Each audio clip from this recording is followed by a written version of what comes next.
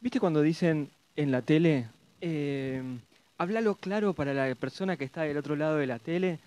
Hay mucha gente que se ofende por eso, con razón, pero yo soy esa persona que del otro lado dice, para, hagamos los números rápido, déjame mirar, qué sé yo, pensar. Eso es lo que sentía con el libro Fondos Comunes de Inversión, un libro que está expresado en ese ámbito que la economía parecería ser solamente para expertos. Es un libro que está expresado para esa gente que, como yo, este, le interesa, pero no sabe del todo. Claro, Y arranca el libro de una forma en donde gradualmente va subiendo la dificultad y el nivel de las estrategias. salió bien. Sí, Entonces, y yo me sentía muy cómodo y bueno, me sirve esta primera experiencia personal para darte la bienvenida, Mariano. Gracias por estar gracias. aquí, gracias por Gracias, venir a hablar Patricio. de tu libro que compilaste, Fondo Comunes de Inversión. Gracias por la invitación, Patricio. Y bueno, me alegro que lo hayas sentido así porque era lo que se buscaba, era el objetivo. En este libro, bueno, mi rol es el rol de compilador. Al margen de eso, bueno, también tengo una participación como autor dentro del libro. Intenté escribir una introducción que también pueda ser leído como un ensayo sobre qué es esta industria o qué se espera de las inversiones en el presente y un epílogo donde vemos o trato de expresar qué se espera en el futuro. Em, desde 2001 más o menos para estos tiempos, con el boom de Internet, con la edición de un libro que fue antológico en términos de finanzas personales que se llamó Padre Rico, Padre Pobre, y algunos otros hitos locales e internacionales, se han ido, lo que se dice, democratizando las finanzas. Se busca democratizar por dos cuestiones básicas. Una, porque democratizar las finanzas implica una mayor cantidad de personas con acceso a un mercado y la lógica de mercado nos lleva a querer más volumen, más transaccionalidad, más personas y justamente como cualquier lógica de mercado de cualquier producto o servicio, acá estamos hablando del mercado, con lo cual sería un mercado elevado a la 2, ¿no? Entonces, más que nunca toda esta estrategia de democratización está trabajada desde la industria y me parece que en beneficio de ambos, ¿no? De la industria y de las personas. Y bueno, con este libro yo busco dar un pasito más y llevar el primer escalón para un inversor que es fondos comunes de inversión de manera práctica y didáctica, ¿no? El libro tiene eso, tiene esa didáctica, y además cada capítulo cierra con una suerte de autoevaluación en donde te acompaña para saber si entendiste lo que leíste. Bien. Lo cual está bueno porque no siempre uno se encuentra con la jerga propia de una disciplina como es la disciplina económica, y no siempre queda del todo claro, incluso cuando te lo explican de una manera aún pedagógica y didáctica, está bien tener esa autoevaluación al final, ¿no? Esa, ¿cómo se proponían las autoevaluaciones de cada capítulo? Las evaluaciones las armé yo. La idea de este libro fue invitar a distintos colegas a que participen, todos muy entusiasmados y con muchas ganas se sumaron al proyecto. En mi tarea de compilador lo que hice fue tratar de unificar un poquito las voces, ¿no? Porque no todos escriben igual, no todas las personas que escribieron este libro son escritores profesionales, entonces por supuesto hay un trabajo de edición, y en ese trabajo estaba la de crear esta suerte de cuestionario que, bueno, lo armé yo, tengo bastantes años también de experiencia docente, y me parecía que era una buena herramienta para el público que ingresa a algo que es distinto o algo que no conoce, y busqué hacer una autoevaluación que sea sencilla y desafiante al mismo tiempo, ¿no? Las preguntas creo que si uno leyó el capítulo las podría responder. Y si no es una buena manera de decir, lo tengo que leer de vuelta porque algo me quedó en el tintero. Te voy a llevar por una serie de preguntas ¿Cómo que no? están en el libro, pero me parece que está bueno que las vayamos desgranando, porque entonces aquí el que está pensando en comprarlo o no puede saber si el libro le va a dar ¿Cómo no? esa clase de respuestas. La primera idea es ¿por qué el Fondo Común de Inversión es una inversión más interesante que un plazo fijo? Bueno, en realidad tiene una gran ventaja el Fondo Común de Inversión respecto de todo tipo de inversiones. En este caso, hablando del plazo fijo puntualmente, como su nombre le indica, el plazo fijo tiene un plazo que está prefijado. El mínimo en este mercado es 30 días. En este mercado me refiero a Argentina.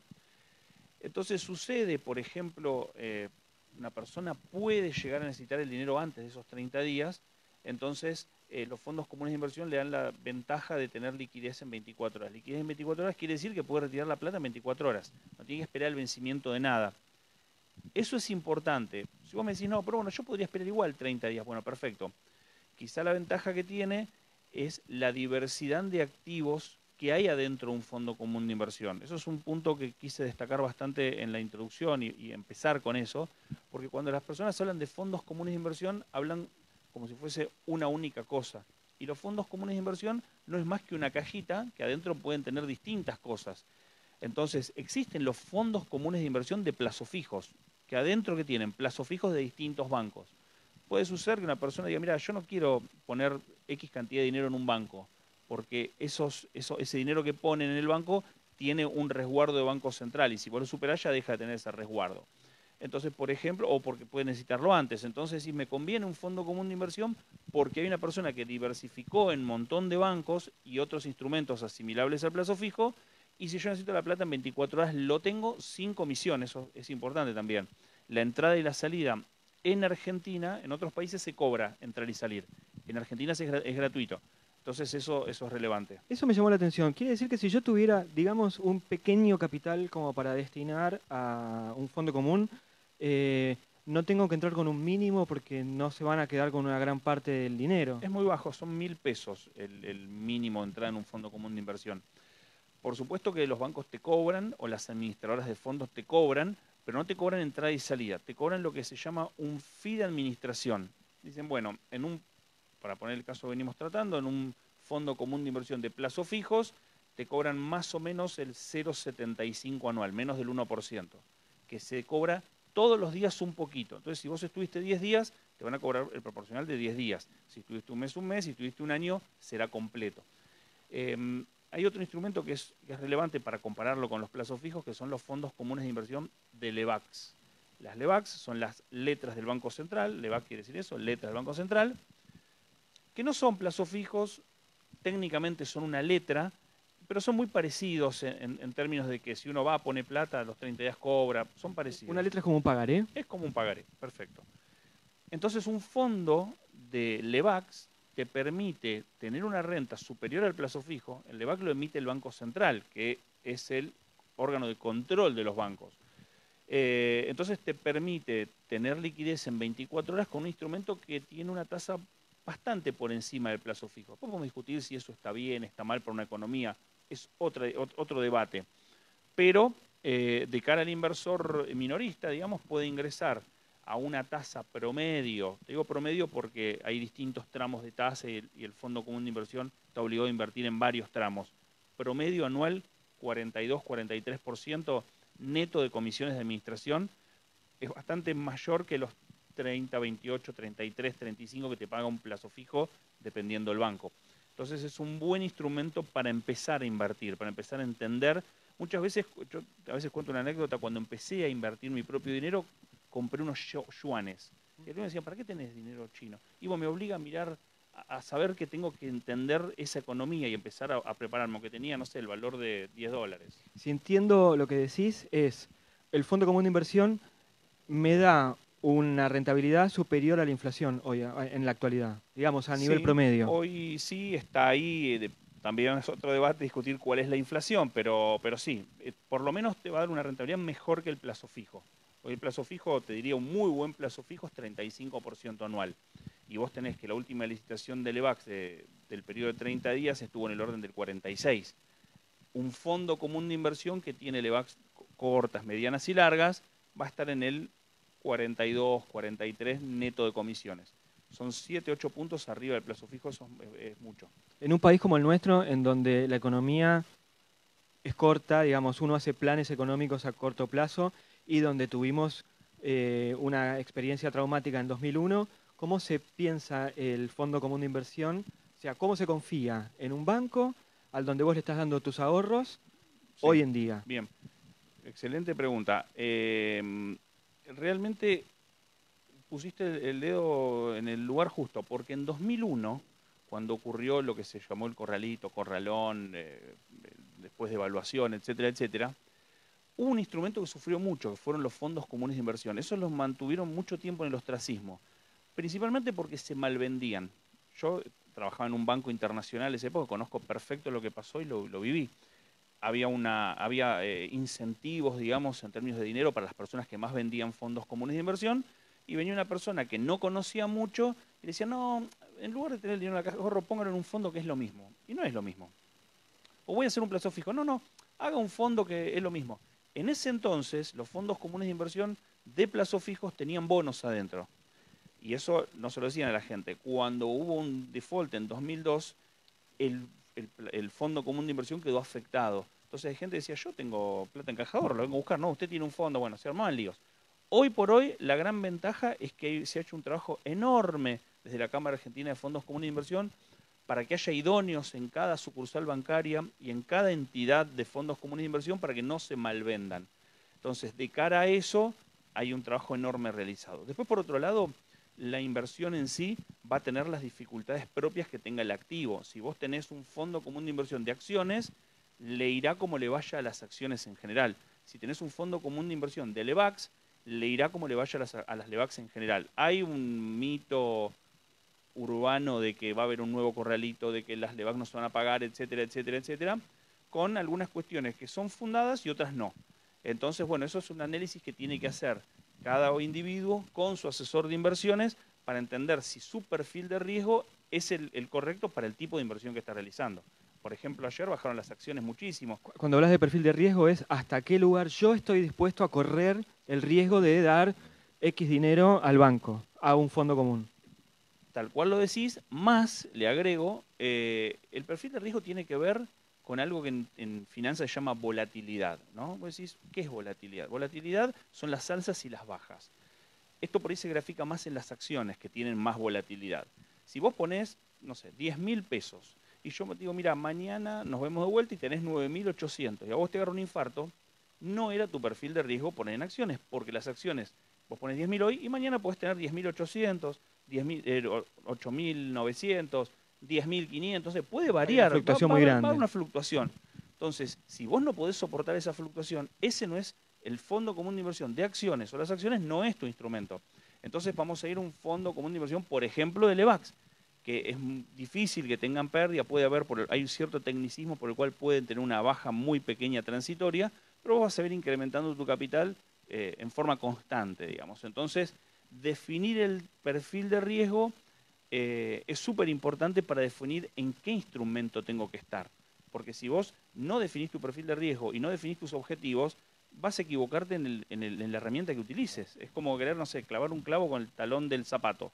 Un clavo puedo hacerlo, dos también, pero 25 clavos necesito un martillo. Entonces ahí está la clave del perfil de riesgo, ¿no? Si nosotros ponemos dinero hoy en un fondo, Sí. ¿puede que en algún momento te den Boden?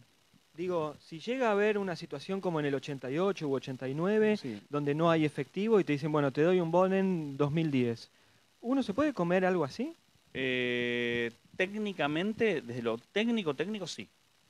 Sí, podría ser, porque te doy un ejemplo. Vos tenés un fondo común de inversión de bonos argentinos. Ni siquiera hablemos de LEVAX, que ya está súper trillado. Hablemos de un fondo común que tiene bonos, bonos soberanos, deuda argentina, en dólares, por ejemplo, bonos AI24, bonos AO20, bonos A127, hay un montón de bonos, tienen esos nombres así de medicamentos. Entonces, bueno, tenés Bonar, tenés un montón de bonos. Si existiera una presunción de impago o el gobierno nacional no los puede pagar por X motivos, no estoy diciendo que va a ocurrir esto, para mí no, pero si ocurriera, bueno, los gobiernos no quiebran, con lo cual no te van a decir, bueno, no te pago más y adiós. Te dirán, bueno, te voy a dar un plan de financiación, te voy a dar otro bono con una quita, con X condiciones de mercado y te darán, no sé, Bonex, ponele. En su momento el plan Bonex, que fue en el año 1989, intercambió plazos fijos por un bono que se llamó Bonex. Hay un Si yo te rumor, dije Boden, los Boden son posteriores, son ¿no? posteriores. El plan Bonex es del año 89. Herman González fue quien lo suscribió. Si vos me decís hoy, ¿podría existir la posibilidad o la probabilidad, para hablar en términos técnicos, de que las LEVAX, en lugar de pagármelas, me den un bono a 10 años? Técnicamente puede existir. Yo creo que se han hecho cosas para que eso no ocurra, entre otras la devaluación última que existió de 40 y pico % obedece a que vos con una cantidad de X de dólares podés cancelar, me refiero al gobierno, una cantidad de LEVAX enorme. Entonces decís, alguna consecuencia de toda esa bola iba a haber. Bueno, fue esa. No sé si además de esa va a haber otras más. Pero vamos a suponer que vos tenés esa pesadumbre o esa incertidumbre. Pero decís igual invertir en Levax. Bueno, tenés dos formas. O comprás las Levax, haces una licitación y las tenés 30 días, si lo haces por un banco. Si lo haces en una sociedad de bolsa, podés venderlas en mercado secundario. Ya te estoy hablando un montón de términos que si sos una persona que no se dedica a esto, ya no sabés bien qué es mercado secundario, cuál es el día de licitación. Uy, era ayer, me lo perdí, no, hay que suscribir a la mañana, voy hasta las 11 y estaba con mi paciente porque soy médico. O hacerlo a través de un fondo común de inversión y decir, mirá, me parece más líquido, ante una cierta alerta puedo salir en 24 horas, tiene esa ventaja, ¿no? Me parece que por ese lado es mejor para ciertos perfiles que empiezan en este tema. O sea, de lo que leía en el libro, en todo caso pensaba que los dólares en el colchón no son la mejor opción. Hay uno de No. los capítulos que te dice que incluso hasta podés perder dinero, o sea, perdés rentabilidad. eh, Lo que pasa es que existe inflación en dólares también. Entonces, no sé, yo viajé a Nueva York en el año 1997 la primera vez. Y en noviembre del año pasado la segunda vez que fui a Nueva York. Y como fue mi primer viaje internacional, digamos el del 97, agarré el último coletazo de la década del 90 que todo el mundo viajaba. Me acuerdo bastante porque para mí fue importante ese viaje, conocí y me acuerdo de precios y guardé cosas. Y la verdad es que en 20 años cambiaron un montón los precios. Y si yo hubiese guardado dólares en el 97 para planear un viaje 20 años después, no me hubiese alcanzado para nada.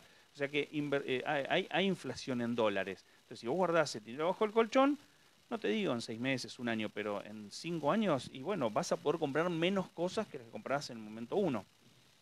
Entonces, por eso es importante, si uno decide dolarizarse, hacerlo con un instrumento de inversión que genere una renta para esos dólares. Después hay un montón de instrumentos. En Argentina no hay tantos, hay pocos, digamos. Internacionalmente hay muchos instrumentos en dólares. Si nos circunscribimos a Argentina, hay 3 o 4 instrumentos que atienden a distintos perfiles de riesgo. Me parece que el dólar abajo del colchón, ¿sabes qué pasa? Además, no aporta conocimiento. Pues si yo guardo dólares bajo el colchón y sabés lo mismo de inversiones que sabías ayer, salvo que estudies, te capacites, compres el libro de fondos, pero si no, no te aporta nada. Entonces, no querés invertir todo, invertí la mitad, invertí un cuarto, pero empezá con algo para empezar a capacitarte. En todo caso, una de los aprendizajes que tuve de leer el libro Fondos Comunes de Inversión es que antes de elegir si quiero invertir en un plazo, en un fondo, en Levax o lo que fuera, tengo que saber qué es lo que yo quiero de mí, ¿no? O Sin de mi ninguna duda, dinero. sin ninguna duda. Por supuesto, estos son los famosos perfiles y objetivos de inversión. Hay como 3 grandes perfiles, ¿no? Que se solapan, por supuesto, y que en el ciclo vital de cada persona van cambiando, y etcétera, etcétera. Pero bueno, es como que en términos de finanzas personales tenés conservar el capital, eso quiere decir mantener el valor del dinero en el tiempo, eso es conservar el capital. Comprar lo mismo dentro de 10 años que compro hoy. Entonces, bueno, hay que medirlo el dinero según la inflación en la moneda en que estás trabajando. Es un error habitual decir, bueno, tengo dólares, la inflación fue el 40%, perdí un 40%. No, no. Si vos tenés dólares, tenés que medir la inflación en dólares. Tenés pesos, pesos, yenes, yenes, depende de qué moneda. Eso sería conservar el capital. Para eso hay ciertos instrumentos. Después tenés apreciar el capital. Yo quiero que mi dinero crezca. ¿Qué es apreciar el capital? Hacerlo crecer por encima de los ratios de inflación. Y después tenés lo que se llama renta corriente. Hay muchas personas que dicen, bueno, tengo X cantidad de dinero ahorrado. Mi jubilación, por ejemplo, es tanto, no me alcanza. Entonces tengo que completar mis ingresos para pagar mis gastos corrientes, los tengo que completar con ingresos corrientes que saco de mis inversiones, no comiendo el capital, sino generando renta. Para cada uno de estos tres objetivos dominantes, podemos llamarlos, pues hay subobjetivos, por supuesto que hay herramientas puntuales. No vas a usar herramientas que paguen, no sé, un instrumento que pague dividendos constantes o cupones o renta que te vaya pagando todos los meses, si vos lo que querías era conservar el capital. Son como dos instrumentos diferentes. Entonces, esa parte es importante. ¿Qué quiero? Y una vez que sé qué quiero, ¿qué herramienta debo usar para resolver el que quiero? Te hago dos preguntas más y te saco por un ratito Sí, del sí, sí, libro. sí. La primera es, ¿cómo ves la economía argentina? Gran pregunta. Complicada. ¿Es un escenario para invertir? Sí, dependiendo de vuelta del perfil. Por ejemplo, vamos al mercado más complejo, que es el mercado de acciones. El mercado de acciones se separa en dos términos. Una cosa es qué valor tienen esas acciones. Te voy a poner un ejemplo bien práctico. ¿Te acordás cuando hubo un derrame de petróleo en el Golfo de México de la empresa British Petroleum hace unos 5 o 6 años atrás? Las acciones se desplomaron. Cuando fue el tsunami en Japón, las acciones de Honda, Toyota se desplomaron. Ahora, producto del derrame petrolero o de la catástrofe con el tsunami, las acciones, la empresa deja de tener su red de distribución, deja de tener su programa de innovación, deja de ser líder en un mercado. No, es un tema circunstancial que lo que hace es bajar muchísimo el precio de un activo. Entonces, baja mucho el precio, pero el activo conserva valor. Eso es un tema. Entonces, te diría que en términos de inversión, vos tenés muchas empresas con muy buen valor en Argentina para invertir. Quiere decir que su precio bajó mucho, por millones de cosas, por los cuadernos que aparecieron, por Mamado Vudú, por la situación macroeconómica, y ahí me meto en la otra parte, la situación macroeconómica. Pues decís, bueno, todas estas acciones que valían 10 y hoy valen 5, ¿sí? ¿Siguen teniendo valor o se destruyó todo el valor que tenían? No, siguen teniendo valor. Lo que pasa es que hay dificultades macroeconómicas que hacen, que atentan contra el corto plazo de esos activos. Entonces, si vos sos un inversor de largo plazo 5 años, por ejemplo, yo te podría decir, mirá, el 20% de tu patrimonio lo podés poner en acciones. Podemos seleccionar una cartera de acciones o comprar un fondo común de inversión de acciones, que lo administra un experto, para que vos captes ese valor cuando el ruido generalizado de la macroeconomía se despeje y el precio de esas acciones se equivalga a su valor. Entonces, ahora, no te estoy diciendo poner todo tu dinero ahí, vender tu casa y jugate todo, pues eso ya sería una actividad especulativa. Acá estamos hablando de inversión. Entonces, esta diferencia entre precio y valor y macroeconomía es importante. Entonces, siempre hay un momento para invertir, depende en qué. Quizá en algún momento te digo, mira, acciones ahora no, pero sí te conviene, esa es otra ventaja de los fondos, ahora te digo por qué. Pero sí te conviene, por ejemplo, hacer parking en Levax. La Levax está dando más o menos un 2,5 ¿Qué es mensual. un parking? Parking es, en términos financieros o en términos de finanzas personales, es, vos sos un inversor de acciones, vamos a definirte como tal, pero en este momento te vas a aparcar, vas a estacionar tu dinero en Levax, a la espera de un mejor momento para volver a acciones. La ventaja de los fondos es que esa entrada y salida no tiene costos. Vos salís de acciones y entrás en Levax sin pagar comisiones de entrada y salida. Volvés de las Levax a las acciones cuando te parece un mejor momento sin pagar comisiones nuevamente. Para mí es una ventaja no pagar comisiones, toda vez que las comisiones comen bastante la rentabilidad si las tuvieses en cuenta. Entonces sí es momento para invertir, depende en qué. Y depende de tu plazo de inversión y tus objetivos. Pero me parece momento es siempre. Habrá momentos más conservadores y momentos menos conservadores. Pero la política de estar invirtiendo casi en forma permanente arroja resultados a largo plazo interesantes. Y si vos veías el escenario del kirchnerismo y el escenario del macrismo, Sí. ¿cómo cambiaban las inversiones? ¿En qué invertías en los años del kirchnerismo y hoy en qué habría que invertir? Siempre Bueno, tomando en cuenta un perfil promedio, porque sí, por cada supuesto. uno Por cambia, supuesto. cambia sus fantasmas, sus fantasías y sus deseos. Mira, principalmente durante el kirchnerismo hubo un hito, llamémoslo, internacional, que definió mucho cómo había que invertir en Argentina. Este hito fue lo que se llamó la crisis subprime. Hubo una crisis en Estados Unidos, que le pusieron el nombre de crisis subprime, que tiene que ver con el mercado de hipotecas, con derivados financieros, algo bastante complejo, pero para ir al grano, lo que sucedió es que Argentina recibía dinero del mundo, se desarmaban posiciones de inversiones en Estados Unidos para venir a Argentina. Entonces, al ingresar dinero en Argentina, eh, sucedía que, exceso de dólares, ¿no? Entonces, te planchaba el dólar y a buenas tasas en pesos, si yo te hago una inversión en pesos a un año y durante ese año el dólar se mantuvo estable, te hablo del 2008, por ejemplo, vos tenías una muy buena rentabilidad medida en dólares para un inversor que a priori venía trayendo su dinero de Estados Unidos, ¿no? Ya mentalizado en dólares. Entonces, un gran cambio que hubo fue empezar a pensar en pesos de 2008 a 2012, que fue el famoso CEP o el nombre que le quiera poner. Eh, Con lo cual ahí hubo un cambio, un golpe de timón fuerte en las carteras de inversión, que fue cambiar de dólares a pesos y hacer lo que se llama en la jerga financiera hacer tasa, ¿no? Ganar tasa de interés en pesos, que es un poco lo que se quería hacer, técnicamente tiene un nombre que se llama carry trade, que es lo que se quiso hacer con las LEVACs. Vos decís, che, las LEVACs me pagan 46% anual. Si el dólar se mantiene constante, me gané 46% en dólares, es un numerazo. El tema es que ahora el tipo de cambio podemos definirlo como de flotación sucia. Una flotación sucia quiere decir que flota, pero que interviene el central. Entonces, existen estas micro devaluaciones o devaluaciones fuertes que te generan toda una incertidumbre respecto a hacer carry trade. Es decir, yo empiezo a hacer carry trade, pero no sé si en 2 meses, no sé, el dólar vale un 30% más y me comió toda la rentabilidad que yo había acumulado. Entonces, vos dijiste algo al principio de la charla que lo iba a resaltar en ese momento, pero me acuerdo ahora y lo resalto, que es súper importante. Los plazos conceptuales sobre los que hay que pensar las inversiones son muy cortos. Yo empecé a trabajar profesionalmente en la industria en el año 97, 98, y ahí planeaba escenarios de 5 años, después escenarios de 3, de 2, de 1, hoy planeo escenarios de un mes. Entonces, las inversiones en el periodo kirchnerista o en el periodo del PRO, cambiemos, o el nombre que le queramos poner,